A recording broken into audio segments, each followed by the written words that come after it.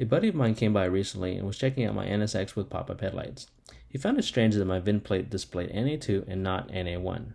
He was always under the assumption that NA2 meant the car would have fixed headlights and not pop-ups. I've heard this many times throughout the years, and although this is a very common mistake for new NSX owners, surprisingly, this also affects veteran NSX owners just as much. The goal of this video is to explain what the terms NA1 and NA2 really represent, and I'll be doing that by going over the following topics. First, I'll discuss chassis codes and how they pertain to the NSX. Then I'll explain when the refreshed or fixed headlight NSXs came about. I'll then teach you how to spot the differences between an NA1 and NA2. Next, I'll try to determine what caused this confusion. And lastly, I'll list some bonus facts and I'll give you some final thoughts on the subject. Before we get started, I wanted to give a quick thumbs up to Jason Santoyo. He's super knowledgeable about detailing and cars in general, and he's got a really unique NSX and puts out way better content than I do on his YouTube channel. I put a link to his YouTube channel in the description below, so please check it out. I also want to give 2 thumbs down to a longtime NSX owner that has said some very stupid things that misrepresents the NSX community and are frankly hurtful to all car enthusiasts. Let me read you what he said. In the 70s, cars like this were regarded in disgust and disdain, as they were prominent in the ghetto low-rider culture, most popular in the inner-city violent gang members. Why would anyone want to emulate that look or style? Genton, what is wrong with you? Why would you say something like this, especially toward this beautiful 2002 to 2005 fixed headlight NA2 with classic JDM work wheels? Kudos, Christian, your car is amazing. To all NSX enthusiasts and prospective NSX owners, this guy doesn't represent the NSX community. He is an anomaly, and his NSX ownership should be revoked. So, let's get started.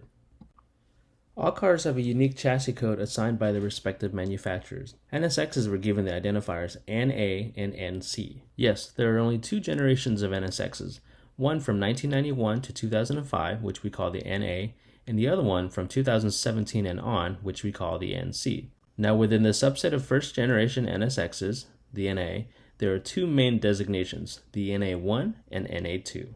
The iconic and timeless body style that most people are familiar with was introduced in 1991. The main feature of this design were the 80s era pop-up headlights, and most people call these NSXs NA1 or first gen, which isn't entirely incorrect. Now in 1997, Acura introduced the NA2 with major upgrades to the car, which includes a 3.2 liter engine versus 3.0, a 6-speed manual transmission versus 5, upgraded brakes, and stronger, lighter body panels, to name a few. But it did not include any major exterior changes. Yes, you heard that right. The NA2 NSX introduced in 1997 had a body that was mostly unchanged from the previous NSXs, which include the famous pop-up headlights. So when did the refreshed NSXs arrive? Well, they were introduced in 2002 and only lasted until 2005, only 4 short years. The major changes included a redesigned rear end, side, and you guessed it, front end. Additionally, there were new colors introduced and some minor interior changes, but for the most part, the NA2 3.2 liter engine and transmission from the 97 to 2001 remained unchanged. So yes, it is accurate to call a 2002 to 2005 with fixed headlights NA2, but here's the kicker. If you have an automatic NSX, it doesn't matter if it's a 1991 with pop-ups or a 2005 with fixed headlights, the car is still an NA1. So does that mean an automatic 2005 NA1 is the same as a manual transmission 1991 NA1? Well, yes and no. Both automatic cars, regardless of year, and early model manual cars share the same designation, NA1, and both use the same C30A engine, but the automatic cars pushed out less power than the manual NA1s. So what does that really mean? Well, it means a 1991 NA1 manual has 270 horsepower, and a 2005 NA1 automatic has 252 horsepower. So how do you spot the differences between an NA1 versus NA2 NSX? Well, this can get a little bit tricky. The pop-up NA2s didn't really have any exterior differences over an NA1, and obviously the 2002 plus NSX can be automatic, which makes it an NA1. But since the 2002 to 2005 NSX is very rare, chances are that if you're looking at one, it will likely be an NA2. Only 862 2002 to 2005 NSXs were made, and of those, only 35 were auto. For the older body style, if you see an NSX with a silver door emblem, assuming the owner didn't change that out, it's likely a Zanardi edition NSX, which makes it an NA2. So I think a telltale way to determine if a car is an NA2 is to look in the interior and see if it's a manual transmission. Additionally, it also has to have larger front rotors. Now that's going to be kind of hard to tell because the NA2 only has 20 millimeters larger in the front than the NA1. If you know a better way, please let me know in the comments below. Now the following isn't strictly related to the NA1 versus NA2 discussion, but it's still very interesting. How can you tell if an NSX is really a refreshed NSX, meaning it has the updated front end from 2002 to 2005, or if it's just a 91 to 01 NSX with different body panels? Well, in the US, if it's a coupe, it will never have the updated headlights. These were never available, unlike other countries. Now, if it's a targa top, you can look at the headlight buckets. In real 2002 to 2005 cars, these are body painted, whereas all 91 to 01 cars have a black trim. Also, most owners who convert their cars to 2002 to 2005 will not buy the updated rear sub-spoiler, as this requires drilling for proper installation. And finally, the 02 to 05 has white stitching throughout the whole interior compared to black on the older body style. Now, you can technically change all of this out, but it would be extremely expensive new and hardly ever for sale on the used market. Check out my video on the most common NSX mods where I get into more detail about pop-up headlight owners converting their cars to fixed headlights. So how did this confusion come about? Well, I think a major contributing factor to this misnomer is the NSX-R. The NSX-R was introduced in 1992 with the pop-up headlights as an NA1 and was updated as an NA2, but not when the NA2 was introduced in 1997, but in 2002 with the refresh headlights and body style. So basically you had an NA1 NSX-R with the pop-up headlights and an NA2 NSX-R with the fixed headlights. That's pretty much what everyone assumes NA1 and NA2 to be. You can see how easy of a mistake that was, and well, here we are today. One small contributing factor that comes to mind that adds to this confusion is that the refreshed NSXs with the fixed headlights look drastically different from the pop-ups. 2002 introduced a new front end, new side, rear end, wheels, and taillights. All of these exterior changes made it easy for people to consider this a second generation. So NA2 really stuck. Now let's get into some bonus facts.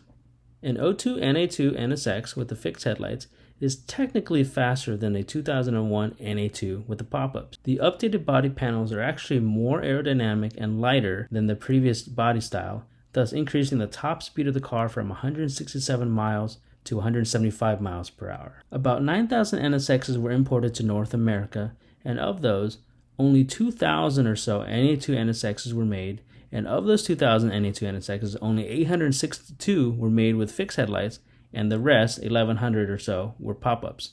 This number is tiny compared to the 7,000 NA1s that were made. One really cool thing about the pop-up NSX body style was that in 2000 to 2001, only 2 years, they only made 450 or so NA2s. These were very special because they featured a lightweight, modern, and better performing ABS system. Also, these NSXs had perforated leather on the door panels, the seats, the steering wheel, and the shift knob, compared to the previous NSXs that had gathered leather on the seats and door panels. This updated interior carried over into the 2002 to 2005 NSXs, but the stitching was changed to gray for the later models, meaning only 2000 to 2001 NSXs had perforated leather with black stitching.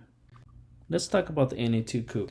A coupe body style with a 3.2-liter 6-speed. This means they had all the benefits of the NA2 drivetrain with a lighter and sturdier chassis.